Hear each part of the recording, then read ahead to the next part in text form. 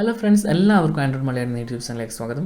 നമ്മൾ ഇന്ന് ഈ വീഡിയോയിൽ പറയാൻ പോകുന്നത് നമ്മളെ വീട്ടിലെ വൈഫൈ അറ്റാക്കിങ് അല്ലെങ്കിൽ ഹാക്കർ നമ്മളെ ഡിവൈസുകൾ എങ്ങനെയാണ് അറ്റാക്ക് ചെയ്യുന്നതിനെ കുറിച്ചിട്ടാണ്. ഓക്കെ, അപ്പോൾ നമ്മൾക്കറിയാം നമ്മുടെ വീട്ടിലെ കുട്ടികളുണ്ടെങ്കിൽ അധിക വീട്ടിലും അവർ ചെയ്യുന്നൊരു കാര്യം എന്ന് വെച്ചാൽ മോഡഡ് ആയിട്ടുള്ള ഗെയിംസ്, ചില ഗെയിംസ് അവർ കളിക്കുന്നുണ്ടാകും. അപ്പോൾ അതിൽ കൂടുതൽ പോയിൻറ്റ്സ് കിട്ടാൻ അല്ലെങ്കിൽ അൺലിമിറ്റഡ് ആയിട്ടുള്ള പവേഴ്സ്, അതുപോലെ അൺലിമിറ്റഡ് ആയിട്ട് കോയിൻസ് കാര്യങ്ങളൊക്കെ കിട്ടാൻ വേണ്ടിയിട്ട് ആപ്ലിക്കേഷൻ മോഡ് ചെയ്ത ആപ്ലിക്കേഷൻസ് ഡൗൺലോഡ് ചെയ്ത് ഇൻസ്റ്റാൾ ചെയ്യാറുണ്ട്.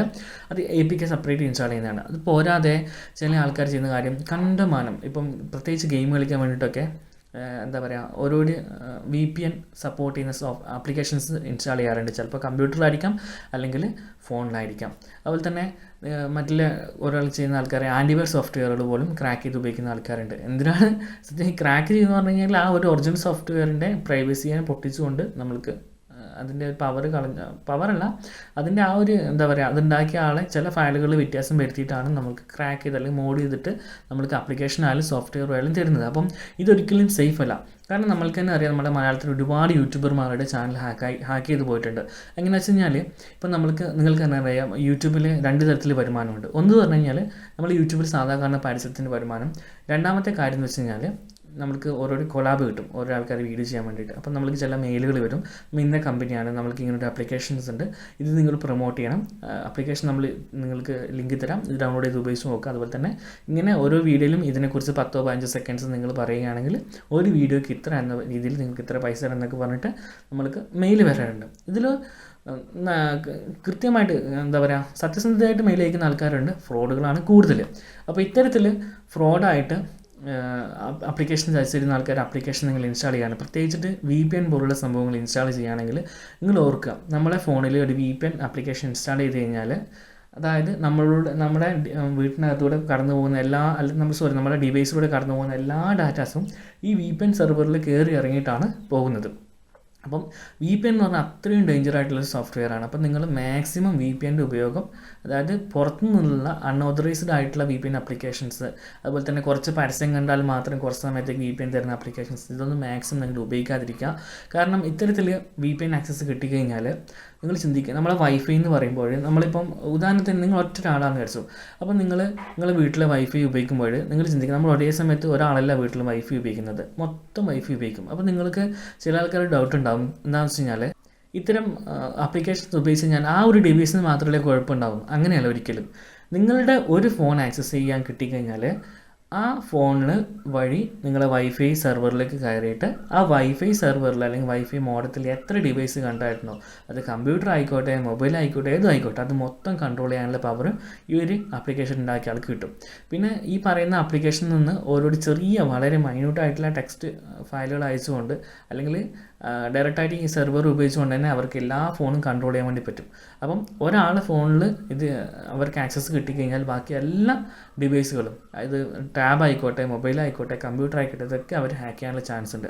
അപ്പോൾ മാക്സിമം നിങ്ങൾ ചെയ്യേണ്ട കാര്യം വെച്ച് കഴിഞ്ഞാൽ, ഒന്നാമത്തെ കാര്യം നിങ്ങൾ ഒരിക്കലും, ഇപ്പോൾ കമ്പ്യൂട്ടർ ആണെങ്കിൽ ഒന്നാമത്തെ കാര്യം നിങ്ങൾ കമ്പ്യൂട്ടറിൻ്റെ സോഫ്റ്റ്വെയർ മാക്സിമം ക്രാക്ക് ചെയ്യാതെ ഉപയോഗിക്കാൻ വേണ്ടി നോക്കുക. അതായത് ഇപ്പം ചെറിയ പൈസ 1000 രൂപ കൊടുത്താൽ തന്നെ അതിൻ്റെ കീസൊക്കെ കിട്ടുന്നുണ്ട്. അങ്ങനെയാണെങ്കിൽ കീസ് ഉപയോഗിച്ചിട്ട് നിങ്ങൾ കമ്പ്യൂട്ടർ യൂസ് ചെയ്യുക. പിന്നെ മാക്സിമം ക്രാക്ക് ചെയ്ത സോഫ്റ്റ്വെയർ ഒഴിവാക്കുക.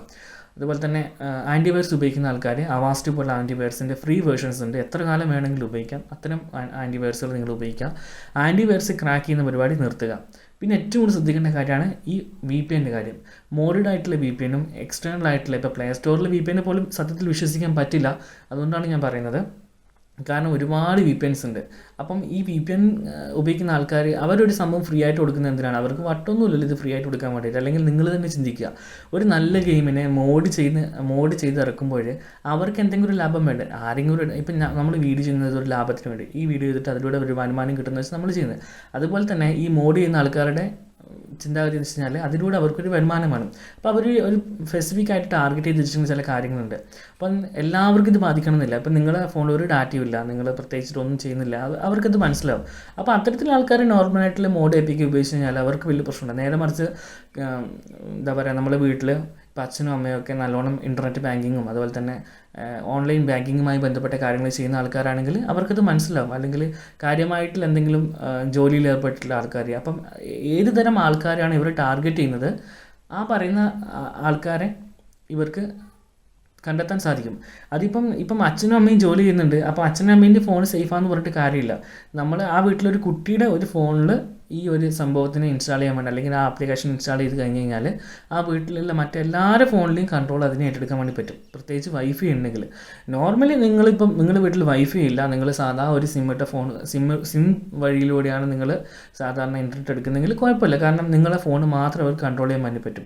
നേരെ മറിച്ച് നിങ്ങളുടെ വീട്ടിൽ വൈഫൈ ഉണ്ടെങ്കിൽ നിങ്ങൾ അച്ഛനും അമ്മയും ആ വൈഫൈയിൽ കണ്ടാണെങ്കിൽ നിങ്ങളുടെ ഈ ഫോണിൽ കയറിയിട്ടുള്ള ഹാക്കറിന് അല്ലെങ്കിൽ അത് ആക്സസ് ചെയ്യാൻ പറ്റിയ ആൾക്കാർക്ക് നിങ്ങളുടെ അച്ഛൻ്റെയും അമ്മേൻ്റെയും ഫോണുകളും അവരുടെ സിസ്റ്റങ്ങളും ഒക്കെ ഈ എന്താ പറയുക ഈ വൈഫൈ നിങ്ങൾ കയറിയ ഈ ഒരു ഇതിന് ആക്സസ് ചെയ്യാൻ വേണ്ടി പറ്റും.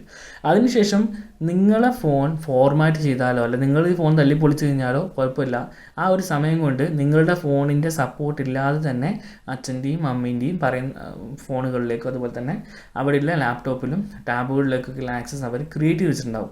അപ്പോൾ ഇത് ഒരിക്കലും വായിച്ച ക്യാൻസർ പോലെയാണ്. അത് ഏതിലൊക്കെ ബാധിച്ചിട്ടുണ്ട് അത് അവിടെയൊക്കെ ഉണ്ടാവും. പിന്നെ നമ്മൾ എന്ത് ചെയ്യേണ്ടി വരും, ഇത് മൊത്തം കളഞ്ഞിട്ട് മൊത്തം സോഫ്റ്റ്വെയറും എല്ലാം നമ്മൾ എന്തൊക്കെ ഡിവൈസ് ഉപയോഗിച്ചിട്ടുണ്ട് അത്രയും ഡിവൈസ് മൊത്തം ഫോർമാറ്റ് ചെയ്ത് അതുപോലെ തന്നെ വേണമെങ്കിൽ ചിലപ്പോൾ നമ്മുടെ എന്താ പറയുക IP അഡ്രസ്സും കാര്യങ്ങളൊക്കെ റീസെറ്റ് ചെയ്തിട്ട് നമ്മൾ ഉപയോഗിക്കേണ്ടി വരും. ഓക്കെ, അപ്പോൾ ഞാൻ നിങ്ങളോട് പറയുന്ന കാര്യം എന്ന് വെച്ച് കഴിഞ്ഞാൽ ഒരു കാരണവശാലും ഇത്തരത്തിലുള്ള മെയിലുകൾ വരികയാണെങ്കിൽ ഒരു കാരണവശാലും VPN പോലുള്ളതായിക്കോട്ടെ എന്തായിക്കോട്ടെ നിങ്ങളുടെ വൈഫൈ കണക്ട് ചെയ്തിട്ടുള്ള ആ ഒരു മൊബൈൽ ഉപയോഗിക്കാതിരിക്കുക.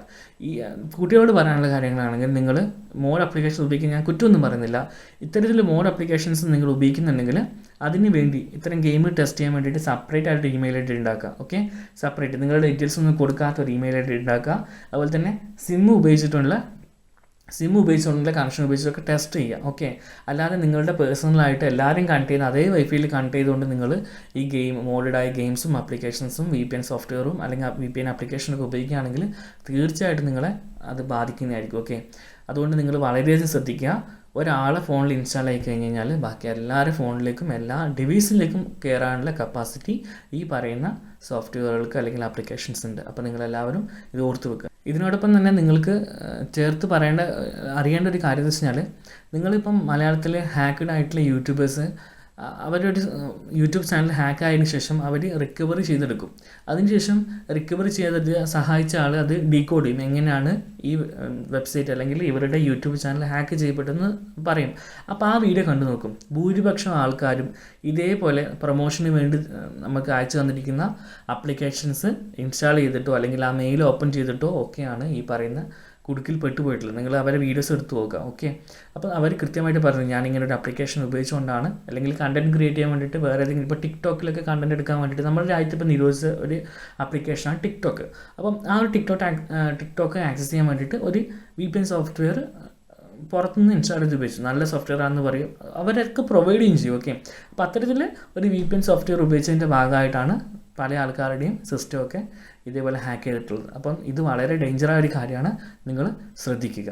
നിങ്ങൾക്ക് ഇതിനെക്കുറിച്ച് എന്തെങ്കിലും ഡൗട്ട് ഉണ്ടെങ്കിൽ താഴെ കമൻറ്റ് ബോക്സിൽ ചോദിക്കുക, ഞാൻ അതിന് റിപ്ലൈ തരുന്നതായിരിക്കും. അതുപോലെ തന്നെ നിങ്ങൾക്ക് എല്ലാവർക്കും വീഡിയോ ഇഷ്ടമായി വിശ്വസിക്കുന്നു. വീഡിയോ ഇഷ്ടമായി ലൈക്ക് ചെയ്യുക, അതുപോലെ തന്നെ നിങ്ങളുടെ മറ്റ് സുഹൃത്തുക്കളുമായി ഷെയർ ചെയ്യുക. അപ്പോൾ മറ്റൊരു വീഡിയോയിൽ കണ്ടുമുട്ടും വരെ എൻ്റെ എല്ലാ കൂട്ടുകാർക്കും നന്ദി, നമസ്കാരം.